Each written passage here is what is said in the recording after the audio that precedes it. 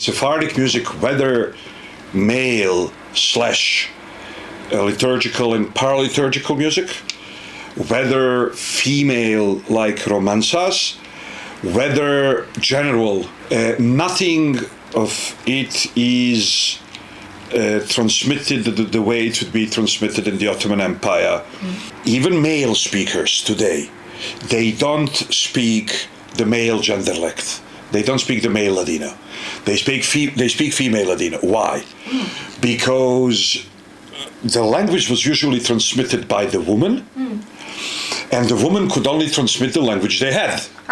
So the women were speaking woman language. Now, in a normal situation, the child would be exposed to female language from the side of his mother, to male language from the side of his father, and then on later stage in the life, each of two genders would move into his own area of functioning. So for the females, it would be the home and the neighborhood. I'm speaking about traditional community, and for the males, it would be the market and the synagogue. Ladino speakers today, whether male or female, if they are 70 plus, they were exposed to both genderlects because they had both parents speaking Ladino and so on.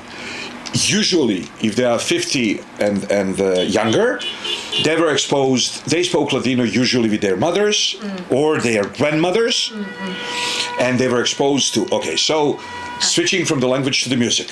Most of the people were exposed also to female music.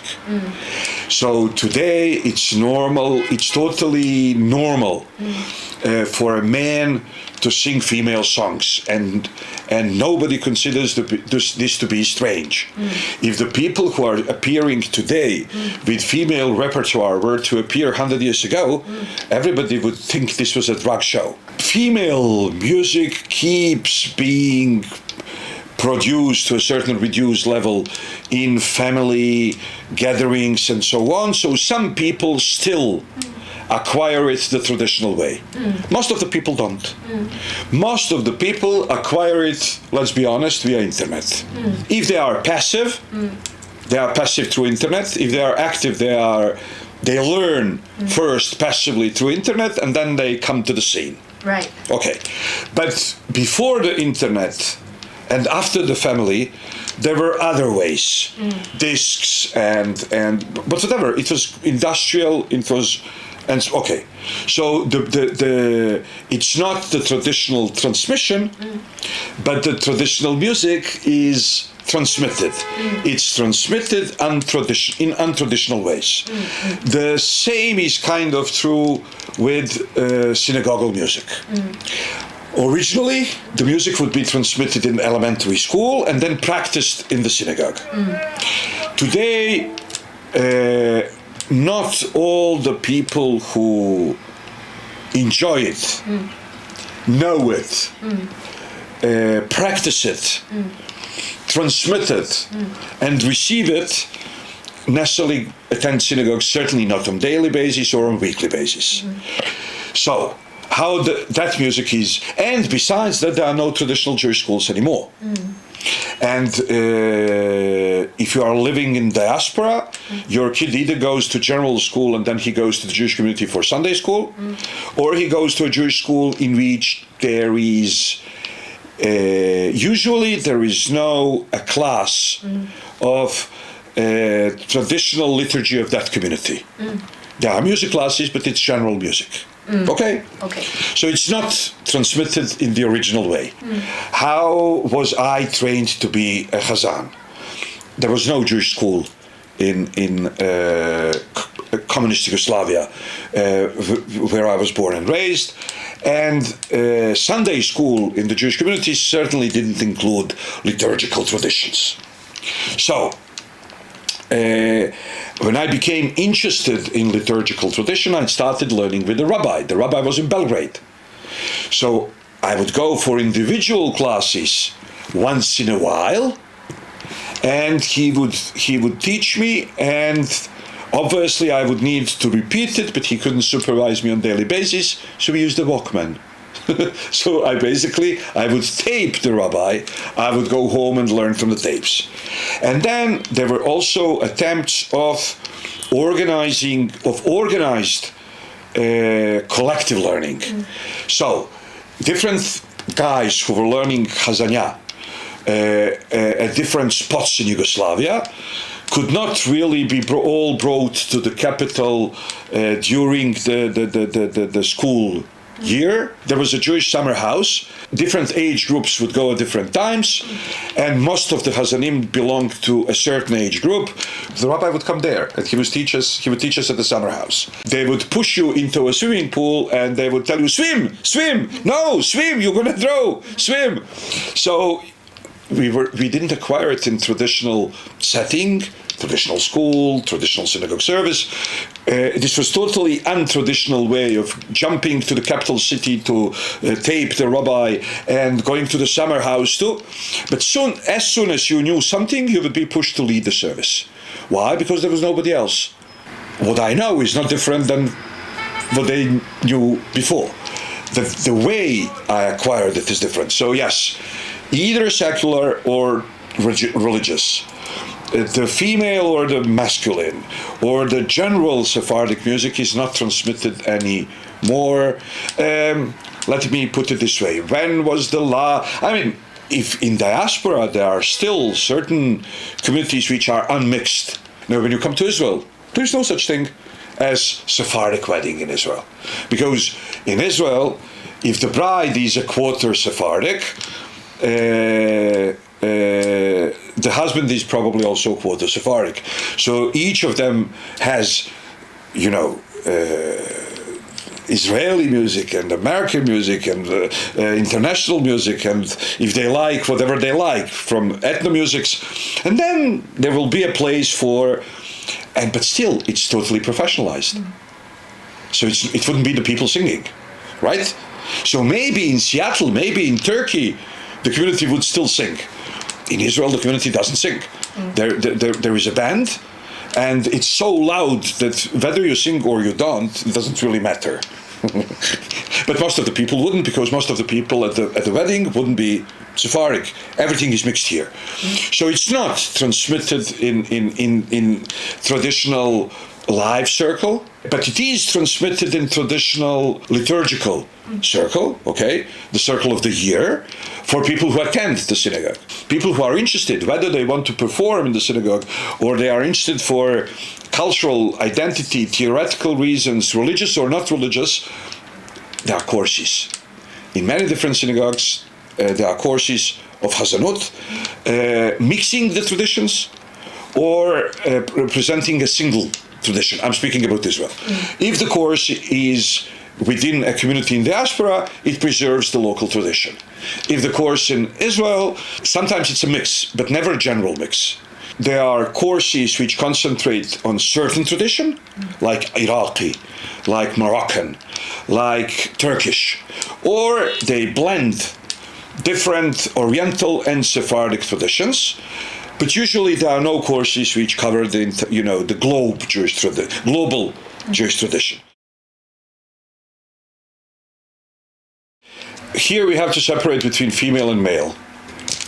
What's the core for male Sephardic tradition?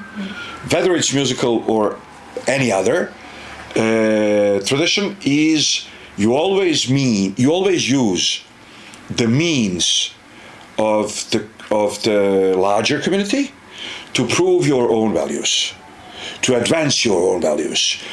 Let's just concentrate for a moment, and then I'll get back to the music, but I think this is important. If we look at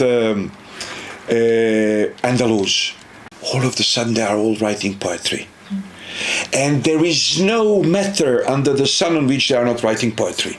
So you have somebody like Samuel ibn Agrela, or Awen Agrela, or Shemuel Nagid, writing about the fontaine, the lions in the fontaine.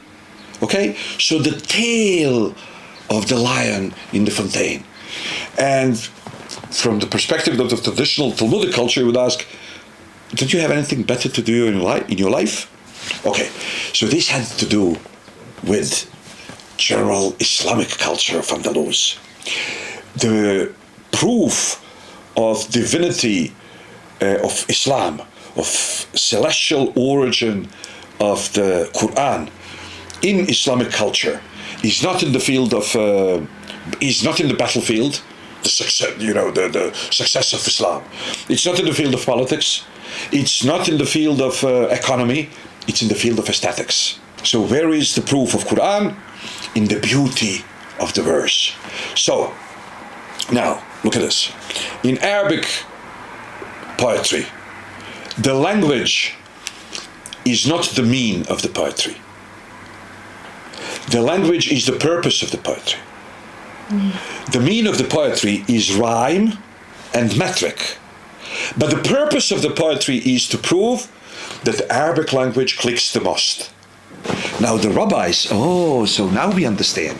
They need to prove that in Hebrew it clicks better. And so there is no theme in the Arabic poetry that rabbis would not imitate. So the core of the male tradition is use the musical language and the aesthetics of the society to perpetuate your own culture, which is basically in the text, not in the music. It's in the text. Every single minority group needs to attain two objectives. They want to integrate and they want to perpetuate their own culture. So too much integration is assimilation, NG. Too much separation is segregation, NG. So you need the perfect combination of integration without assimilation. The music is a beautiful way to achieve that. I'm speaking only about male music now.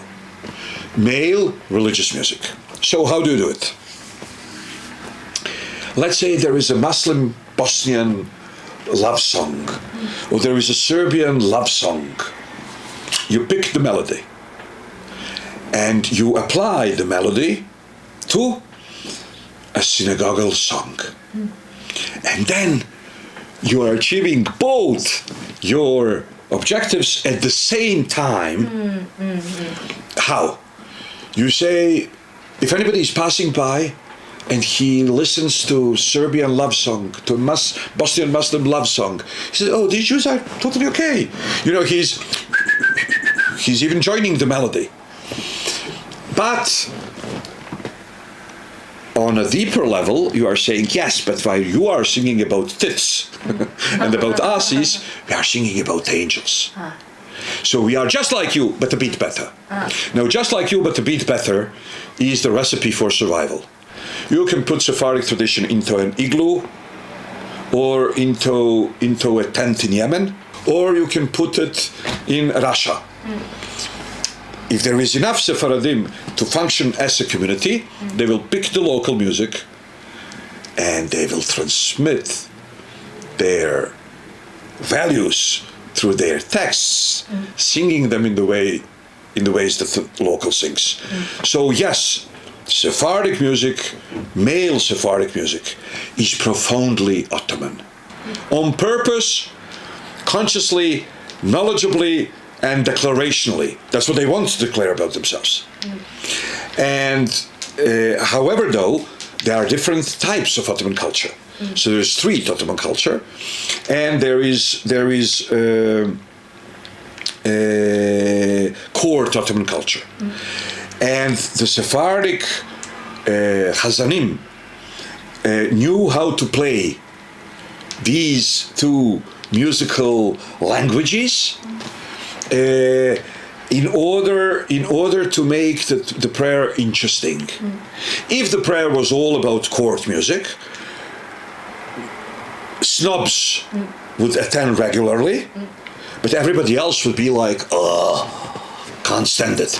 If it was only street music, it would also be kind of, are we praying or is this a street gathering?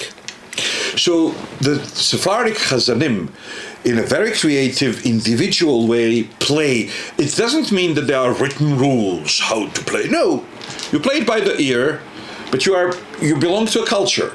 So there are limits not written, not proclaimed limits, but there are limits that everybody is knowledgeable about. Within those limits, you play, you combine high music and very popular music, and it keeps being interesting, it keeps being Jewish, it keeps being local. What differentiates between Sephardic Jews and Ashkenazi Jews is Sephardic insistence on perfect Hebrew the way the Sephardim understand it.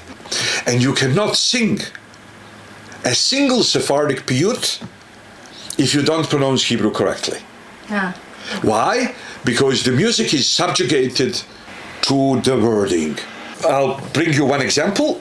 Yadeh Rashim Nehel Hashem. So, if you sing it more Israeli way, in which you swallow the Sheva that should be pronounced, Sheva that should be pronounced is called Shevana, and Sheva that shouldn't be pronounced is called Shevanah. So, if you mispronounce them, you can't sing the song. Why? It goes like this. First, I will say it without the singing. So, in Hebrew, in Sephardic Hebrew, you are supposed to say Yedeh Rashim, Ne Helashim, Me'asig Yedeh Koferam, Aval Berucham, Umar Siham, Mekademim Et Pene Yotzeram. Now, in Israeli Hebrew, you would say Yedeh Rashim Nechlashim, Me'asig Yedeh Kofram, Aval Berucham, Umar Siham, Mekadmim Et Pene Yotzram. Now, try to sing it the Israeli way. You can't. Why? Because the melody goes like this. Yedeh Rashim Nehelashim. So you can't say Nehlashim. You have to say Nehelashim. Yedeh Rashim Nehelashim Me'asig Yedeh Koferam. Koferam. You can't say Kofram. You need to say Koferam. Aval Berucham Umar Siham Mekademim Et Pene Yotzeram. So you can't say Mekadmim. You can't sing it. You can't say Mekad. You need to say Mekademim Pene. In Israeli Hebrew would say Pne. You can't. No, it doesn't work. You need to say Pene Yotzeram. So one chamber of the core of Sephardic music is impeccable Hebrew according to Sephardic tradition. And it doesn't matter where the Sephardim move, which music they adopt, it will always be the same. And the other chamber is use the melodies and the musical tradition of your general setting to advance your own religious texts. Now, the woman culture was tolerated, but not structuralized by the elites. Okay? It was tolerated. The rabbis in 16th century, 17th century, 18th century, they keep telling how you should stop singing these romances. They don't reflect Jewish values. They are frivolous. They are pornographic. What do they teach? You know, they teach about women who cheat on their husbands. Are these Jewish values? The female tradition was looked down to. Nobody invested to structure it the way the elites wanted. It was unbearable things were not tolerated, and even they survived. Jewish female magic. The males, Christians, Muslims, Jews, didn't really think that female culture is representative of the group. What's representative of the group is the male culture. So male culture needed to be structuralized according to these strategies of survival. So you use ladies, you can do whatever you want. No, they didn't change that much. The ladies didn't have any instruments. So they would use the instruments that they had. Filjans. So you use two of them as castañetas. You would use something like this, right? To produce music. There is one instrument which has continuation. In Sarajevo we call it panderico, the small pandero. And you would say panderico, panderico. Panderico, panderico would mean a drum is the bread of the really rich people. The people who are happy and sing, they are really rich. They are really rich. And for them, the drum is bread. Instrument-wisely, things changed. Sephardic women didn't have harps anymore. The way they are painted in the Haggadot. Spanish, Iberian Haggadot.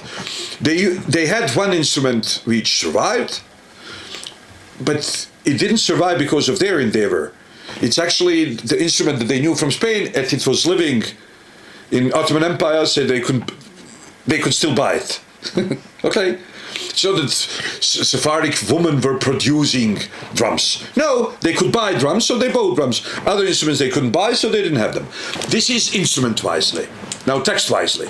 Komplas and piyutim. Piyutim are Hebrew, and komplas are, it's only males. Romansas, it's only females. And then cantigas, it's everybody. So now, the cantigas, before the radio and everything, it was only the men who would go to coffee shops. It starts actually in the 16th century. And it starts in the Ottoman Empire before it starts in Europe. And the music develops in coffee shops, because Turks knew coffee before Europe knew coffee. So once upon a time, people would go to sleep at 10. With coffee, they could stay all night. And then the coffee bar culture develops. And then the Sephardic males were part of that culture. They would bring it home. The melody, the Turkish or the Arab or the Persian or the Greek or the Serbian or the Bulgarian or the Macedonian melody, they would bring it home. And then the ladies would love the melody, but they would create their own words to it. Now, do I have to claim that this was only ladies? Obviously not. But men were more open to Turkish language and consequently society, so they could sing in Turkish. Ladies couldn't sing in Turkish, they didn't know enough. Certainly not in 17th century or 18th century. So we don't know enough because there were no dictaphones and there were no Walkmans and there were no MP3s and MP4s.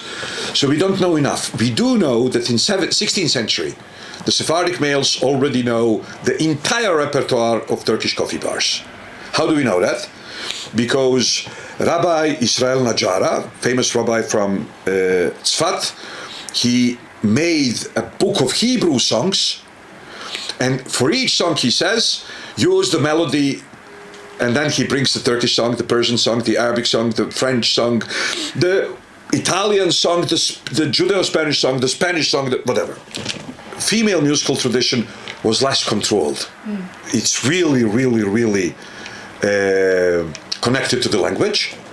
Even when it's borrowing melody borrowings, the language is always Spanish.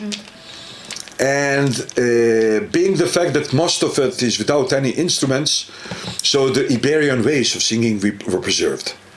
Enjoy your life with what you have, and what they had was Iberian, so it was Iberian in the Iberian Peninsula, it was Iberian in the Ottoman Empire, it is Iberian today.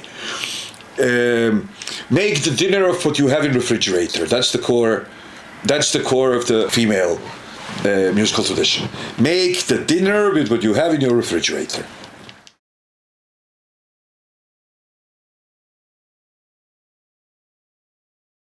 30-40 years ago, the fashion was to make Sephardic culture sound as medieval as possible.